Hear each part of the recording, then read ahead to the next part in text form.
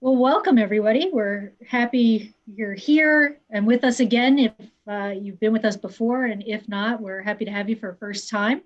Um, my name is Sister Colleen Gibson, and I'm just going to give some opening remarks as we begin, give some people a chance to get into our conversation tonight, um, and just give you a little bit of background and a little bit of information that'll be helpful for our conversation tonight.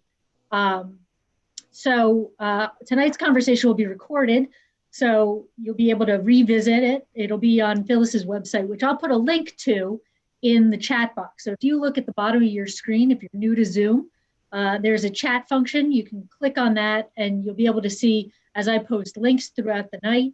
And you'll be able, if you have a question that comes up, the format for our conversation tonight will be a question and answer. We'll have a little bit of input. We'll have probably about 10 or 15 minutes of input from Phyllis, and then we will have time for questions and answers. So people have submitted questions in advance, so I have those compiled in a list, but sometimes as you listen to Phyllis speak, questions may come to you. So I invite you to click on the chat button and to send them to me directly. Those are the questions that I'll be using. They come directly to me. So when you click on chat, you can click Colleen Gibson and send those questions on over.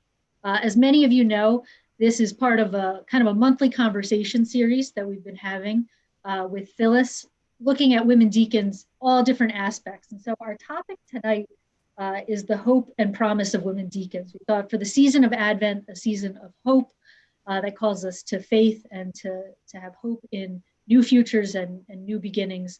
It would be good to look at the hope and promise of women deacons at this time in our world, in our church, in our lives.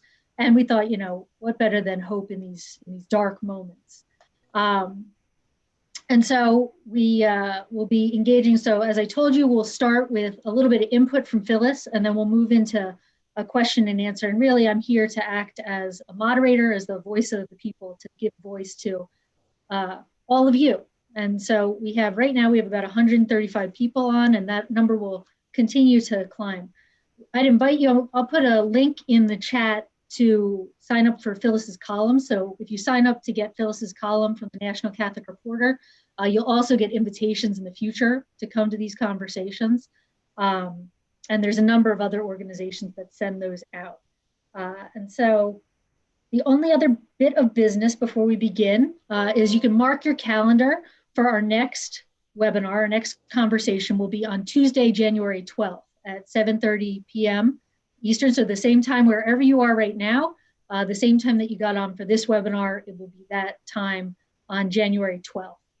We'll look forward to that. But before we get to that, we've got to have our webinar for tonight. So just by way of introduction of Phyllis, Dr. Phyllis Zagano is the Senior Research Associate in Residence, and she's an adjunct professor of religion at Hofstra University. She is the author or editor of over 23 books in religious studies, including her newest offering, Women, Icons of Christ, from Paulus Press. Makes a great Christmas gift, I've been told. Dr. Zagano's recent books include Women Deacons, Past, Present, Future, Women in Ministry, Emerging Questions on the Diaconate, Mysticism and the Spiritual Quest, and Women Deacons, Essays with Answers. Her award-winning Just Catholic column runs monthly in the National Catholic Reporter. Her work has won numerous awards and has been translated around the world. In August of 2016, Pope Francis appointed her to the First Papal Commission for the Study of Women in the Diaconate, which completed its report to the Pope at the end of 2018. It's a great pleasure to engage her in conversation, and we always find her insightful and full of hope. And so as we engage in this important topic, I'd like to welcome Phyllis and welcome you all. Well, thank you, Colleen. Thanks so much. I was struck that you introduced me as Dr. Phyllis Zagano, and if you've been reading the papers lately, Dr. Jill Biden has been catching it for using Dr. the honorific. There was an essay in the Wall Street Journal that ran on the 11th of December by a man named Joseph Epstein, who said, Dr. Biden, kiddo, you might as well drop the doctor. And it's if you've missed what's going on Facebook and in the Twitterverse, and certainly in the op-ed columns that are going to be running today and also will be running tomorrow, including one by me. I think you'll understand a little bit more about the meaning of the word misogyny, which is, to my mind, at the root of the problem of restoring women to the diaconate in the Catholic Church. So, but we talked a little bit about the last commission, and we're supposed to talk about the promise and hope of women deacons. I can tell you that the Vatican has said, to a journalist I know, has said that the commission has not yet met. The new commission that was named April 8th, Spy Wednesday this year, has not yet met, but they expect it to meet in 2021. And I can also tell you that Cardinal Petrocchi, the Cardinal Archbishop of Aquila in Italy, who is the president of the new commission, and Father Denis Dupont-Fauville, who is an official of the Congregation for the Doctrine of the Faith and is the secretary for the commission, met with the Holy Father on October 26th. So I don't know if that means anything is happening, or if maybe there's nothing happening and they had a talking to. I just don't know. But we're here to talk about hope and promise. And I think this wonderful, blessed season of hope, hope for us, for me at least, the desire for women deacons, the desire for the restoration of the of women to the ordained diaconate, not the restoration of what was, but rather the promise of the future, the promise, not only the assurance that they will come, but the promise that if women deacons come to our church again, to our churches again, and I'll say a little bit about that because they're already in some of our churches. If they come to the Western Church, to the Latin Rite again, I think there's a promise for what we see now in this time of COVID as the most necessary part of Christian ministry, which is the actual ministry of person to person. Many people in the world are bereft of sacrament right now, and I decry that along with the rest of the church. It's a terrible thing to not have Eucharist, to not be able to avail oneself of the other sacraments and celebrations of the church as we more normally do in more normal times. But what's still going on is ministry. What's still going on is women and men working in soup kitchens, working in food banks. What's still going on is women giving and men giving spiritual direction. Women and men consoling the bereaved, running bereavement groups. There are still women and men working as pastoral associates in parishes and assisting in the funerals where they can be had, but more often than not, consoling the bereaved. So when you think of the ancient and future jobs or ministries, tasks and duties was the formal way we put it, the future tasks and duties of women deacons would include all these, as well as the ministry. So we have the ministry of the word, the ministry of the liturgy, and the ministry of charity. So it's the ministry of charity that we see.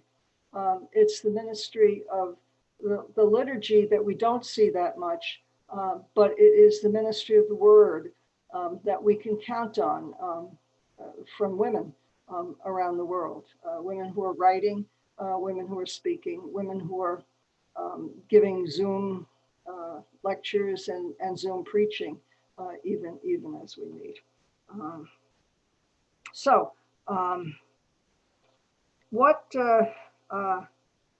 What they are likely to study, and I think the hope and the promise is that they're finally giving up on trying to resolve this issue with history. The same discussion, the same arguments been going on for about 400 years. When in the just after Trent, a scholar called Jean Morin said, I've read all the ceremonies, all the liturgies, and they meet the requirement for sacramental ordination according to the conditions established by the Council of Trent. And it's at Trent when sacraments are really solidified. So that's a very important thing. Of course, 100 years later, you have another scholar saying, No, no, you're not right. The women deacons were only blessed. Didn't count. Go away. Well, why didn't it count? Because women can't image Christ, which is the name of my latest book, Women Icons of Christ. But uh, in the more recent times, that ball has been batted back and forth across the net. They were ordained, they weren't ordained. They were ordained, they weren't ordained. Well, you know what? It kind of doesn't matter. The question is, can women today be ordained? Can women today receive the sacrament of order to the rank of deacon?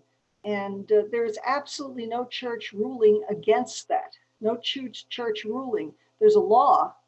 There's what's called technically called a merely ecclesiastical law, Canon 1024, that only a baptized male is validly ordained. That canon really applies to the priesthood. That's when it became codified. Why? Because it's only in the 10th, 11th, 12th centuries that the diaconate was pushed aside by the priesthood. And no one really could be ordained a deacon unless that individual was ordained a priest. So the female diaconate died out really along as it was pushed into the monastery, but also died out according to the the trajectory of the priesthood taking over. So the historical argument really doesn't need to be argued anymore.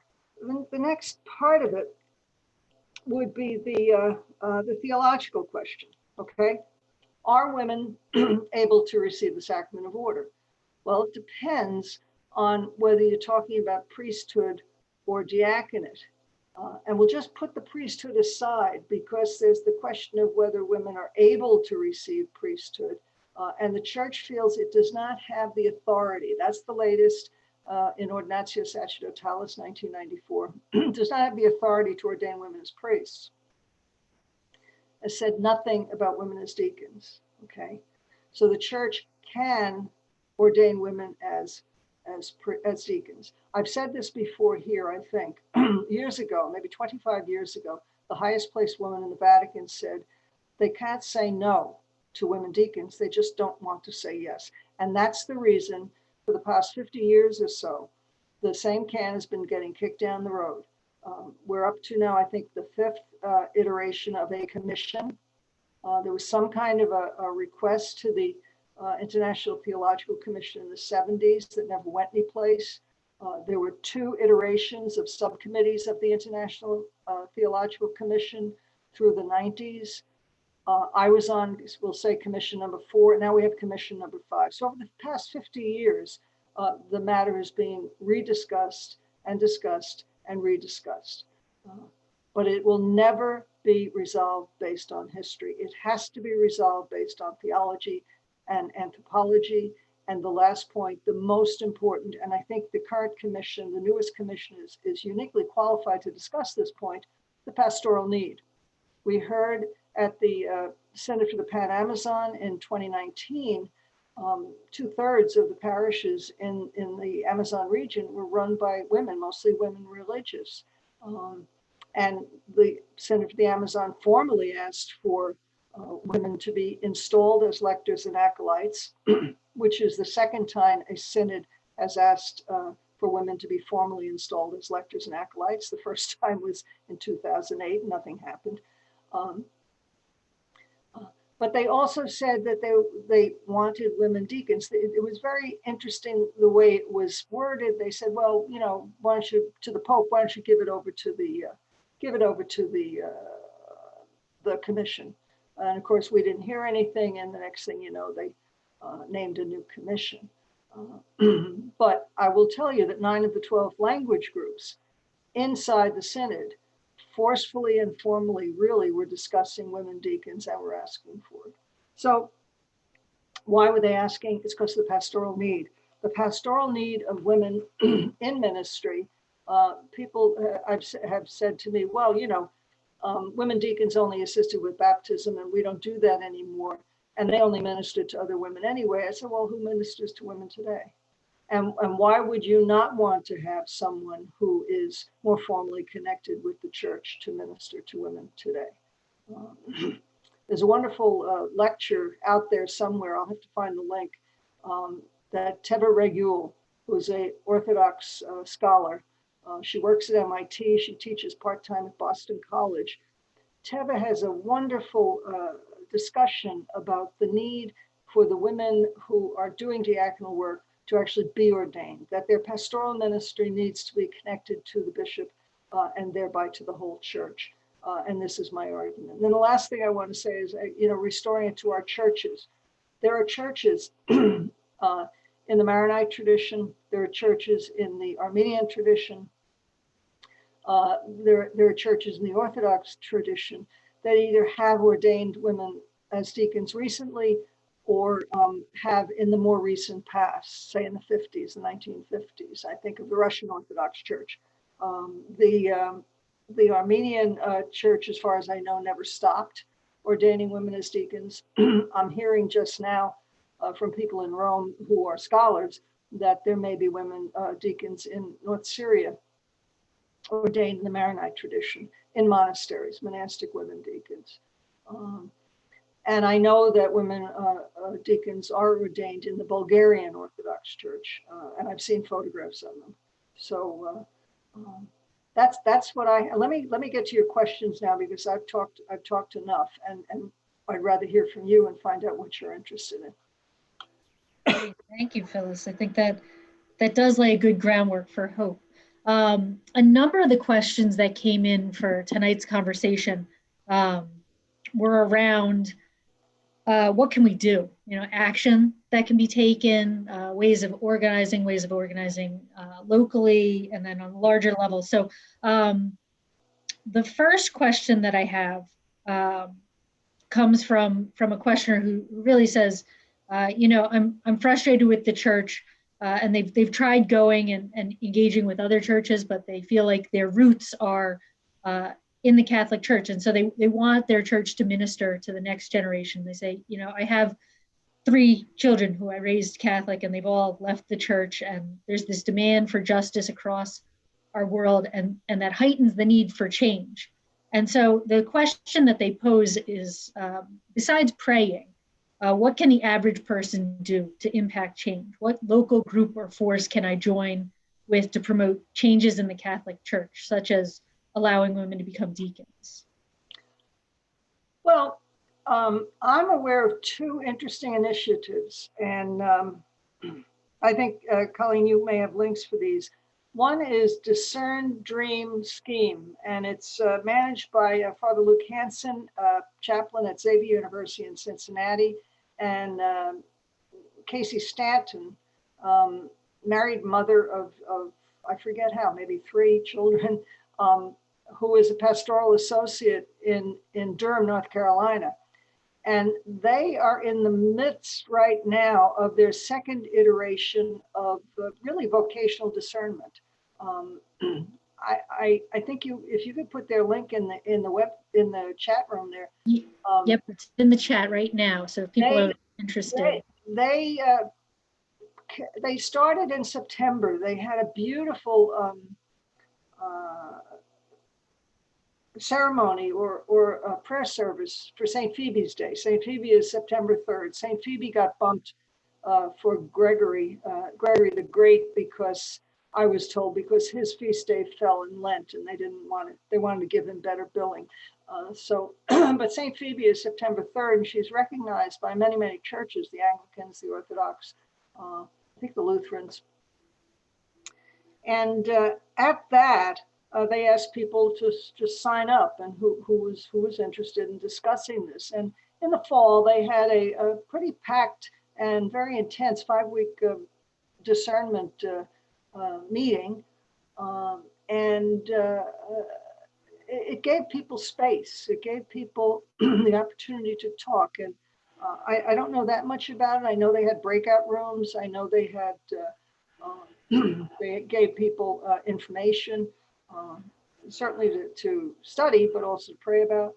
And they started again on November 29th, which I think was the Sunday after Thanksgiving. And right now, as far as I know, they're on a hiatus for 2 weeks, and then they'll finish up. And last I heard, they had 30 people in the discussion group. So that's one for people discerning the vocation to the diaconate. And Then the other would be initiative of someone connected with Voice of the Faithful, Svea Fraser in Wellesley, Massachusetts. And she has told me she's interested in establishing what she calls bridge dialogues. She wants to get folks together to discuss. And of course, when I first heard it, this is where my head is. She said bridge dialogues. I thought they were going to play bridge, but it's bridging the discussion, bridging the gap. And so she actually contacted me today and said, it'd be okay if Colleen put her contact information in the chat. So those are the two, Svea Fraser and then Discern Dream Scheme. And somebody I was talking to today said there must be a wife of a deacon or a group of wives of deacons who want to talk about this as well. But I just don't know any. I know when I speak, every time I speak in the front row, there are wives of deacons who have gone through the training and in some cases feel that they have the vocation to the diaconate. In other cases, they just don't get why women, maybe not themselves, maybe their daughters or their nieces, can't aspire to be deacons. So if anybody out there is the wife of a deacon, wants to start a group, let me know and we'll pass it along. So, but what would they do? Well, the bridge dialogue is to discuss matters and to see how they can talk to other people. You don't hear about deacons much. When they have the vocation prayers, they pray for priesthood and religious life. Somebody who's in a bridge dialogue could walk up to the pastor and say, would you mind praying for deacons? If you don't want to pray for women deacons, we could at least pray for deacons. I'm convinced, and I've been convinced of this a long time. The gospel has the answer to every question we have. But the people who carry the gospel most forcefully and most obviously are deacons. And women deacons would and could do it as well as the women pastoral associates, the women religious who are already out there doing diaconal work. So other things you can do, well, just talk about it on your own. Study it, study the question, write a letter to the editor. I've said this before, if you want to tell your bishop something, write a letter to the editor of the local paper and put his name in it because it will be on his desk a lot quicker than if you try to go through the postal service. That's it. The Holy Father, I think, is listening for the Spirit to speak in the church, and he's very serious about the discernment process. And when we think about discernment, it's not just God speaking to me alone when I'm in prayer. I mean, discernment really is about the days and the times around us, the people around us, the way things happen. And I think the world is showing us that it needs the touch of women deacons today. So those are things I can recommend. There's lots of materials on my website. You could actually videos you could show in groups. There are study guides for my books. This is not a commercial, but these are two of my books. This is Women Deacons Past, Present, and Future, which is out in 4 languages. I'll hold it a little closer there. Yeah. And then this is Women Icons of Christ, which is out in English. This is the latest. And they both have study guides for free download on my website. And Women Deacons Past, Present, Future is also available in French, Portuguese, and Spanish with study guides in those languages. So that's what I can say now. I think that is great. A question that I think goes along those lines, Phyllis. You talked about discernment and the importance, on a personal basis, but also on a communal basis. And one of the questions that came in about this idea of doing something, of action, of being engaged, came in regards to the parish and on the parish level.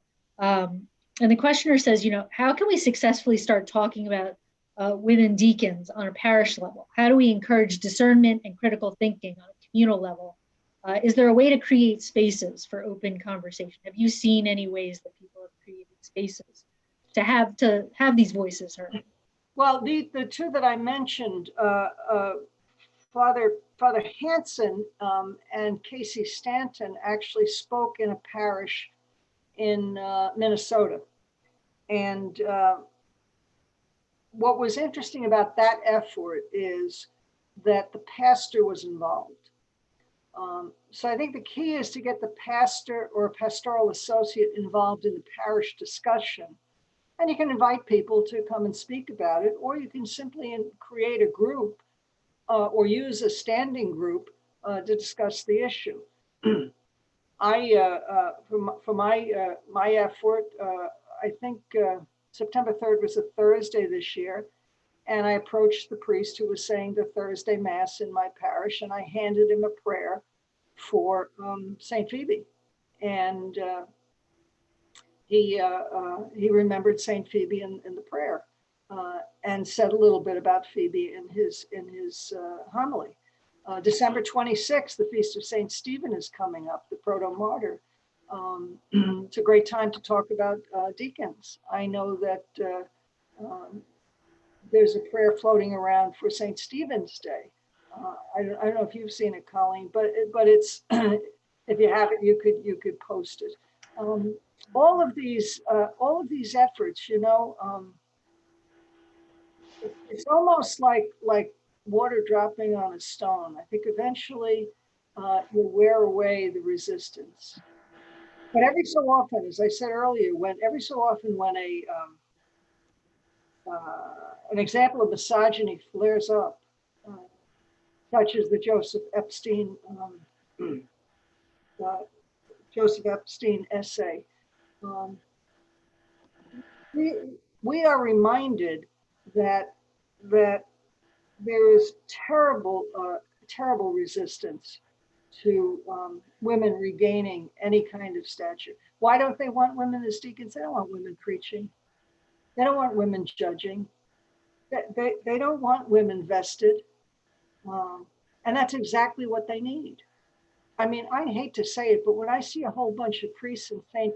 Peter's Cathedral, St. Peter's Basilica, to me, it looks like a bunch of Saudi princes sitting there. And I have that same kind of response. Anyway, what else? What else? Well, we've got lots of stuff coming in.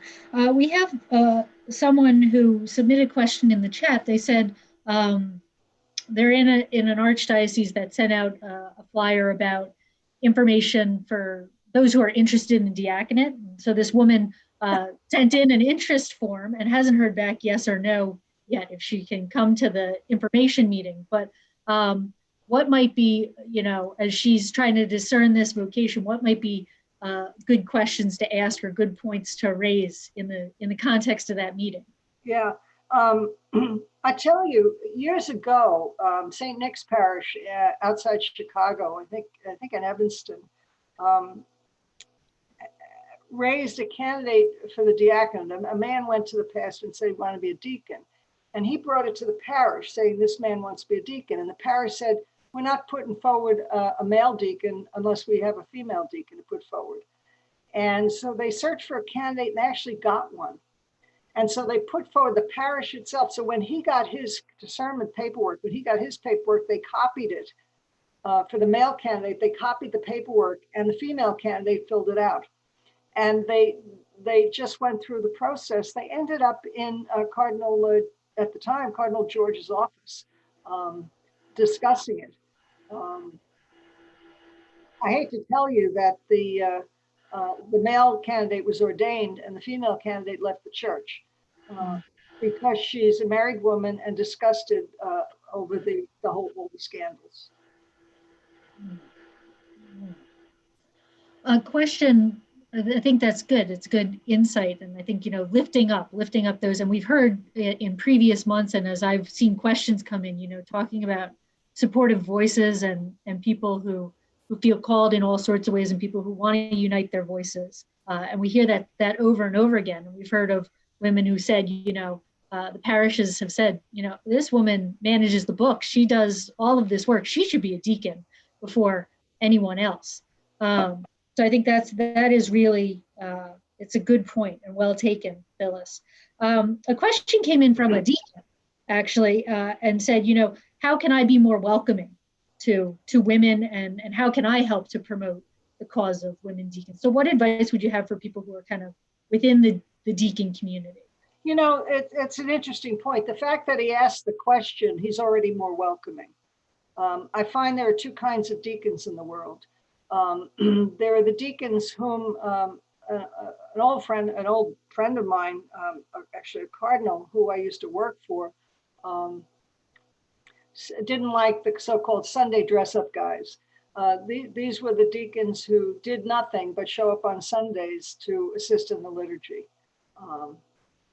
And then there are the other deacons, the ones who, whether they're full or part-time is irrelevant. They take a turn at helping at marriage prep, helping with baptisms, visiting the sick, consoling the bereaved, taking a turn at the soup kitchen, running the toy drive, as much as they can. I mean, the deacons in the United States, at least, and there's over 18,000. In the most part, are married men. Some of them are older and retired. Some of them are not. They have family obligations, and some of them are still working full time. But I just get so upset with the deacon. Talk about welcoming. Deacon showed up once at a church I was attending, and I went to the deacon. I said, "Oh, hi, I'm Phyllis Sagano, and I'm interested in the diaconate." And he said, "I'm deacon." So I said, "I know you're the deacon." I said, "What do you do?" He said, "I'm the deacon." I said, "But what do you do?" He said, "Well, I'm an accountant." And I kept asking him over and over. He had no diaconal ministry to tell me about. He told me that he was professionally an accountant. He traveled all around the country during the week, and on the weekends he was the deacon. If you want to be more welcoming, I think it'd be interesting to have a conversation about the theology of the diaconate. Just what does it mean?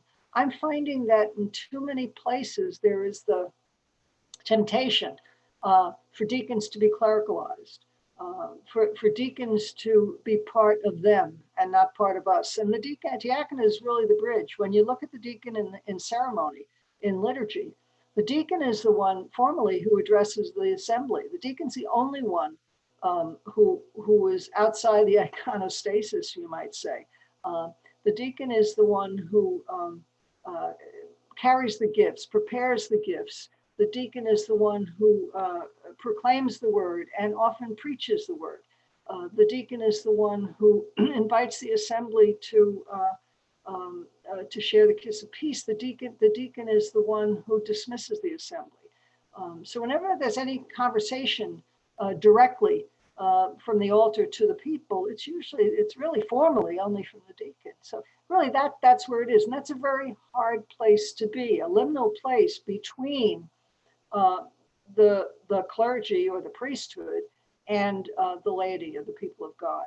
And so a theology of the diaconate that makes sure the individual ordained has a foot in both camps, because you need to uphold the reasoning and the theology of the church, but you also need to understand and speak on behalf of the people of God, on behalf of the secular laity and the religious laity who are out there, many of whom are also assisting in ministry.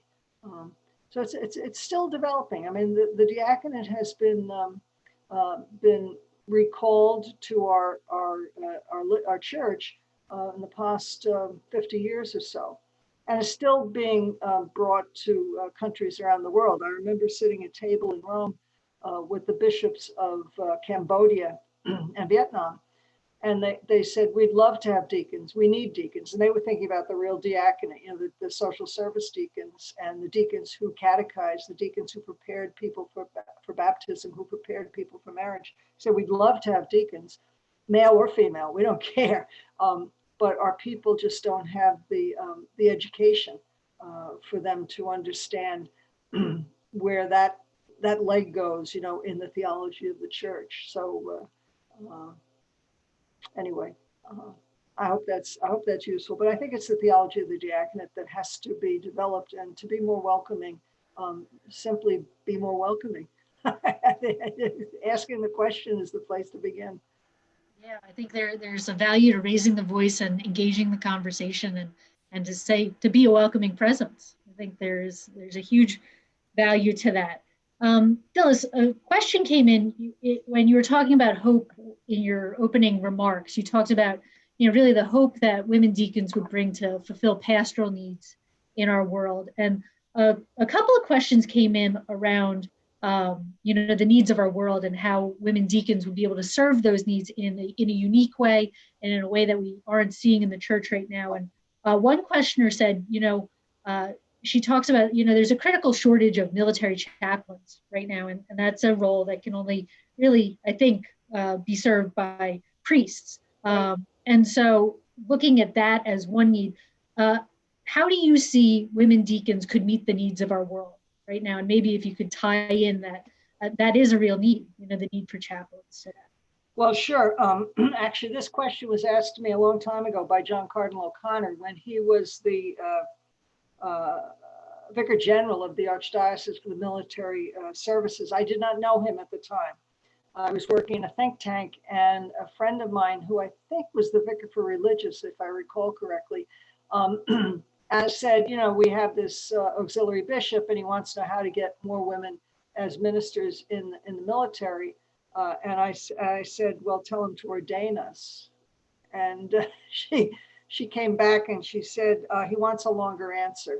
I said, well, so anyway, I wrote this long thing about the diaconate and military rank and structure. You're absolutely correct, Colleen. In order for a military chaplain to be an officer and chaplain officer in the United States military, the Army, Navy, or Air Force, the Marines and the Coast Guard are served by Navy chaplains. For an individual to be a chaplain in the military, he and she has to be endorsed by what's called an endorsing agent. And the endorsing agent for the Catholic Church is the Military Archdiocese, which is headquartered in Maryland, run by Archbishop Broglio. But there's another thing that goes on in the military. I think there's something like 400 or 500 empty billets or jobs in the military for Catholic chaplains, right? And if those billets are not filled by Catholics, someone else can apply to get what's called a waiver. And so you might find a Catholic chaplain's billet filled by a Lutheran or an Episcopalian or a Muslim or a Jewish chaplain.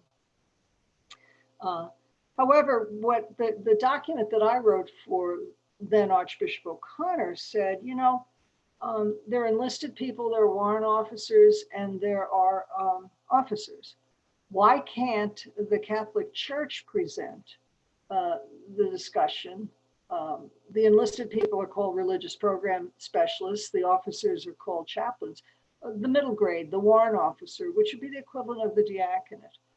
And to ask the military to establish this officer rank in the warrant grades 1, 2, 3, or 4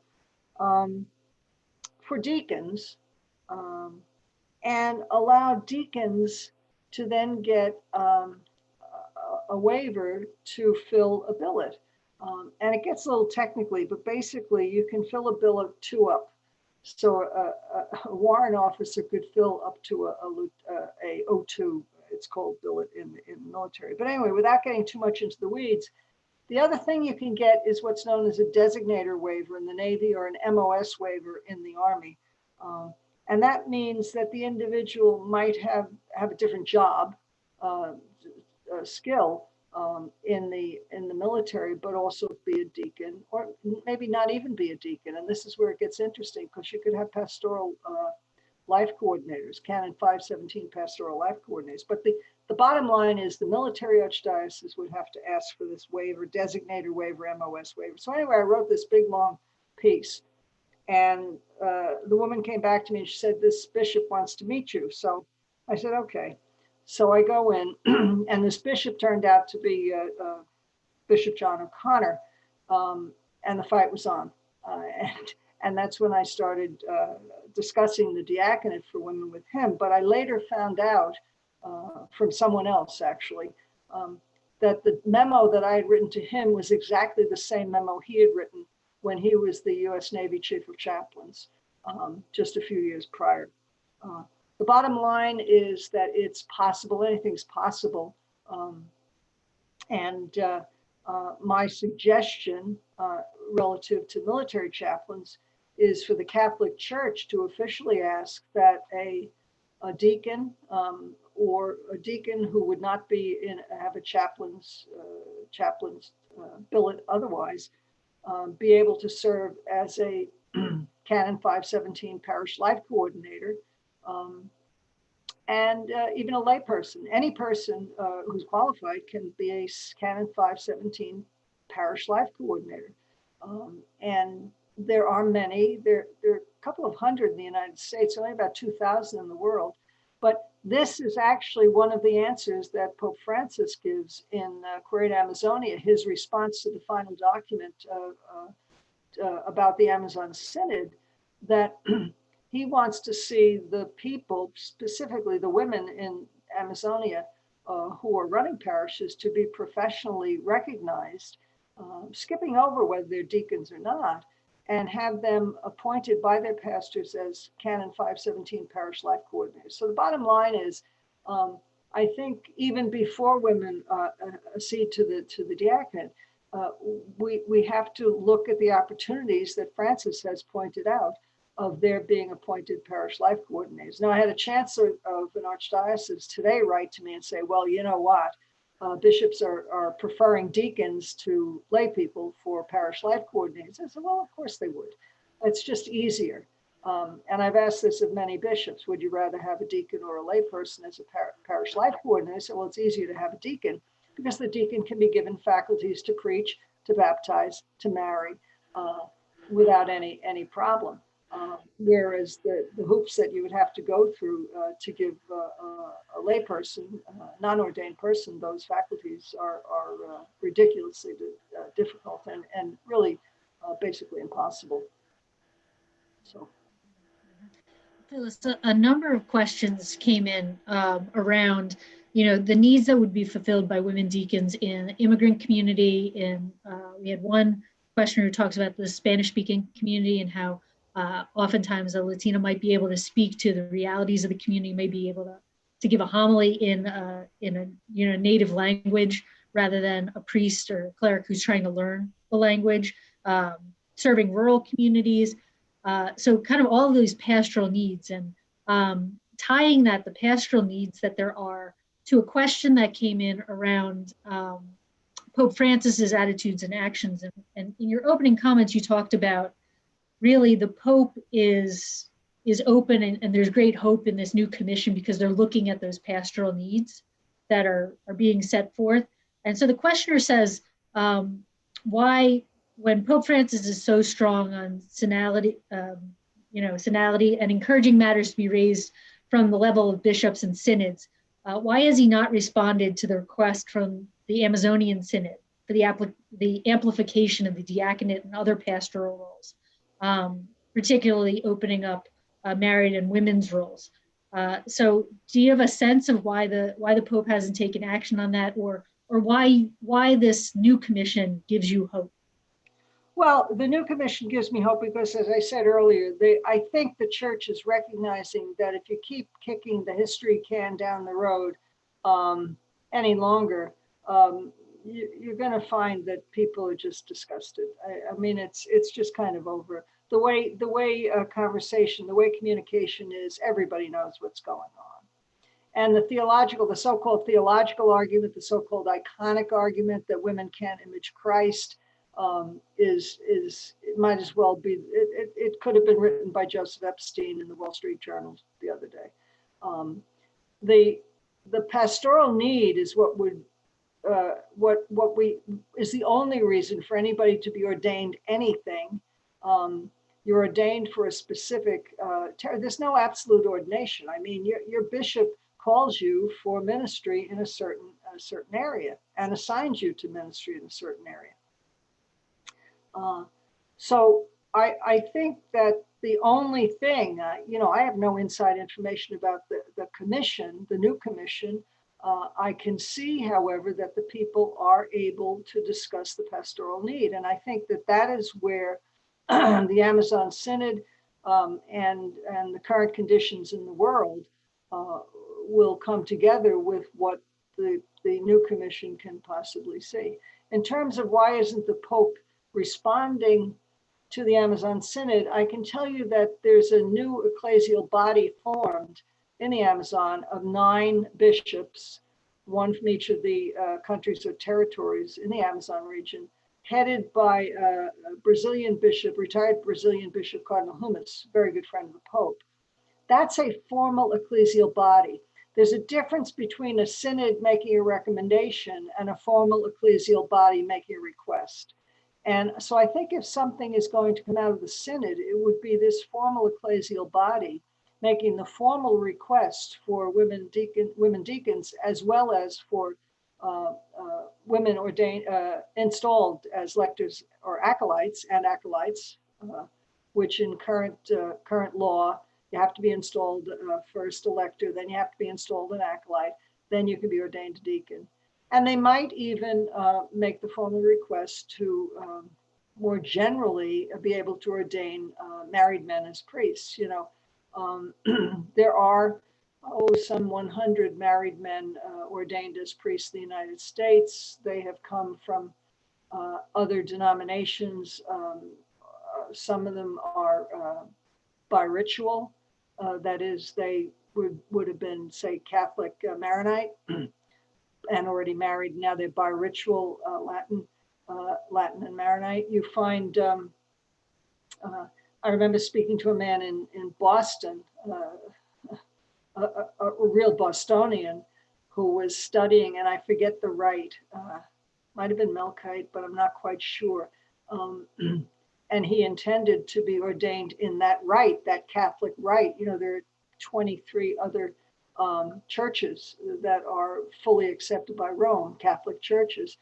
He intended to be ordained in that church and then make himself biritual and go to work for the Latin Church in Boston. So, but I think that the distinction is the recommendation of a commission, the recommendation of a synod is not the same as a bishop or ecclesial body or conference of bishops making a request. And that's the way it would have to roll out.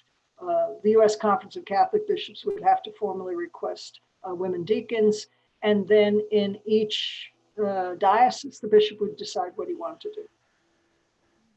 Along those lines, a question came in around the USCCB, and just a question of, is there any discussion of this topic? I know they just had their annual meetings. But do you get any sense that there's discussion about this topic among the U.S. conference, or are there any other bishops' conferences that are considering this topic or having these discussions? There are no discussions formally in the USCCB. There are bishops in the USCCB who are very friendly to the concept, and I think would ordain. Some of them say, "Oh, I'd ordain women as deacons in a minute if I could." And I say, "Well, when did you bring that up to the USCCB?" And so, "Well, we're waiting for the Pope to say something." But in other countries, certainly the German Synod that's going on now, and many German bishops have said this is certainly, obviously, something we would like to do. And I think that you want to be in union with the whole church. You can't you can't perform a sacrament unless you intend to do as the church does. The church does not at this time ordain women as deacons. So for a bishop to on his own say, I'm just going to ordain women as deacons, they just can't do that. For a conference of bishops to say, we want to do that, and then say to Rome, we want to do that, the only answer Rome can give is yes. So in terms of what's stuck in the mud, I think it's the bishops' conferences, which, they just don't seem to be interested, and it's heartbreaking. Today the Electoral College voted to elect Joseph Biden as president of the United States. I was on an airplane with him many years ago, and he, at the time, I wouldn't say it was about 20, maybe, no, not 20 years ago, it was around 2002. and he can talk, very interesting man. But we walked all the way through Reagan Airport, through Washington National Airport at the time. And I told him what I did for a living. He was so upset that the bishops of the United States had lost their moral authority. And they lost their moral authority with the sex crisis. And, and I don't know that the bishops of the United States as a body understand that yet. I really don't.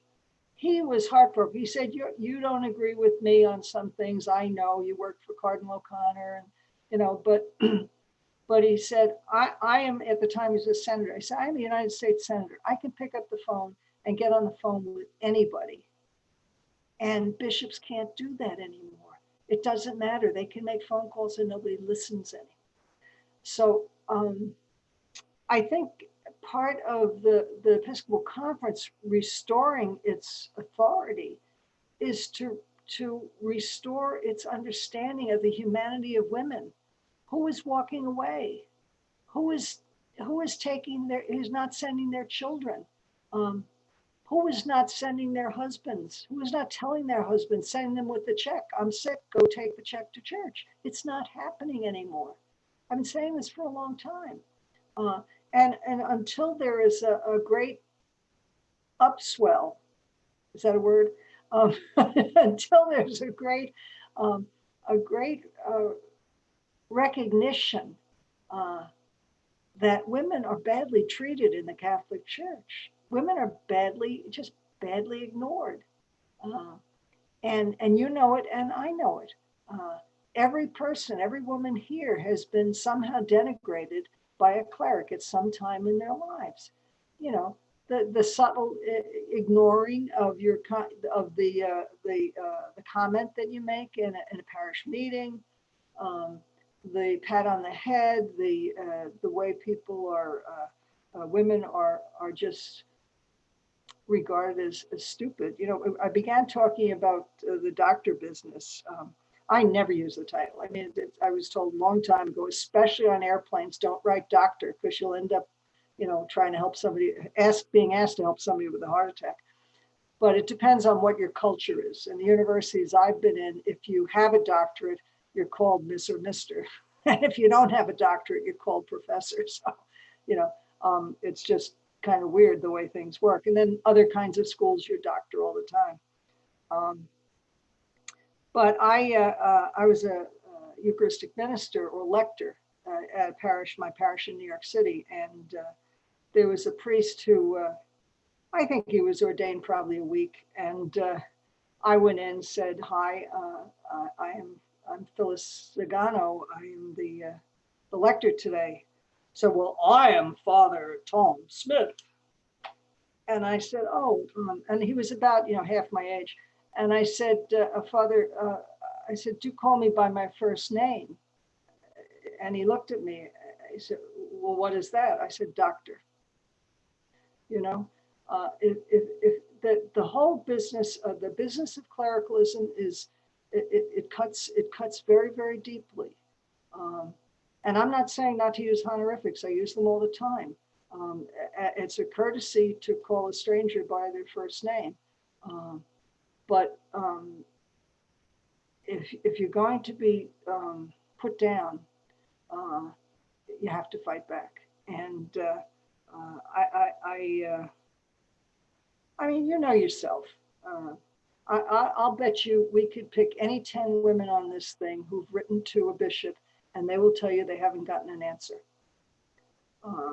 And I think, and I don't care whether it's an email or a letter or anything. The way women are ignored. Even I was reading the other day about the nomination of bishops. Well, who among the laity are asked to vet bishop candidates? Well, it's the men with the big money. It's not the people in the pews. I mean, poor St. Ambrose never would have gotten a job if today. Anyway, I've gone on too much, and we're almost out of time. That is fine. Let's see where to go next.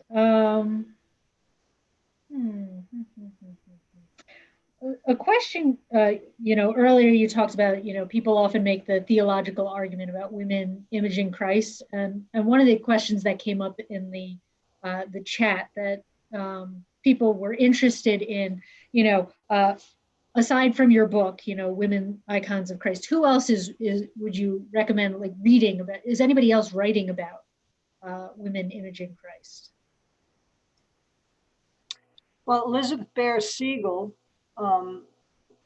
wrote years ago in terms of the against the iconic argument. I like Elizabeth Johnson's comment that it depends on naive physicalism. Some of the people who've written theology have written stuff that just kind of puts you in a coma. I mean, it's really, really difficult writing.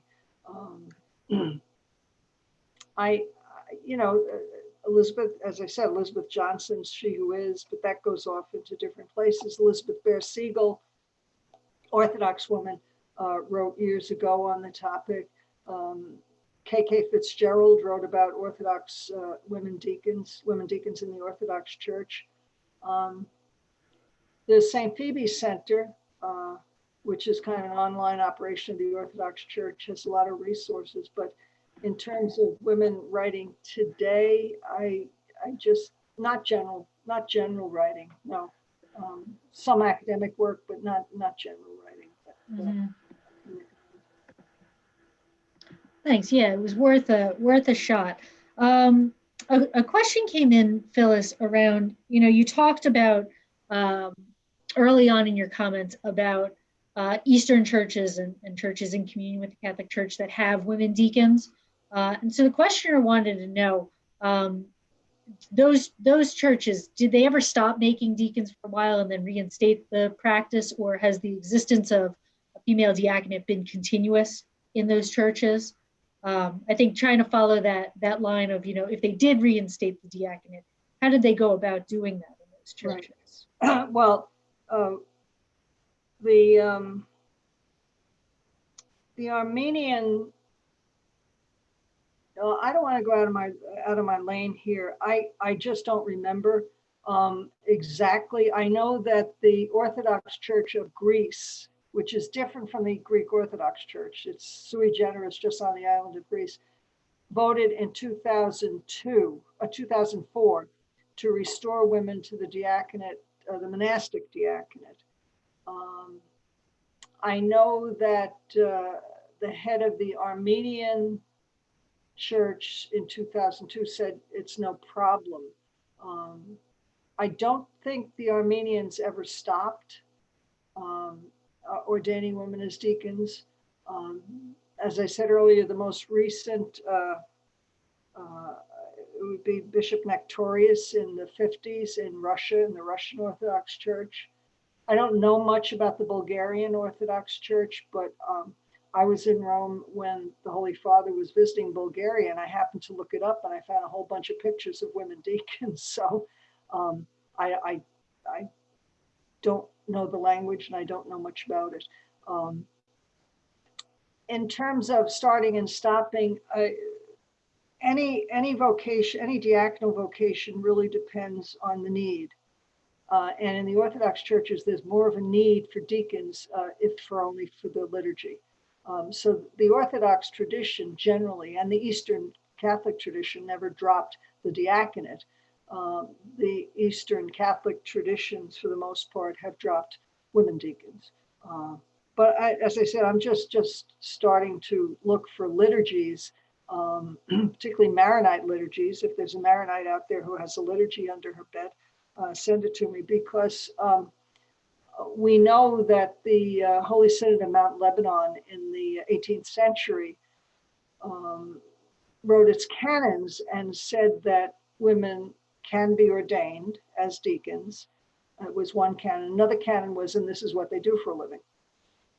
And those canons were accepted formally in forma specifica, just as they were written by the Pope at the time.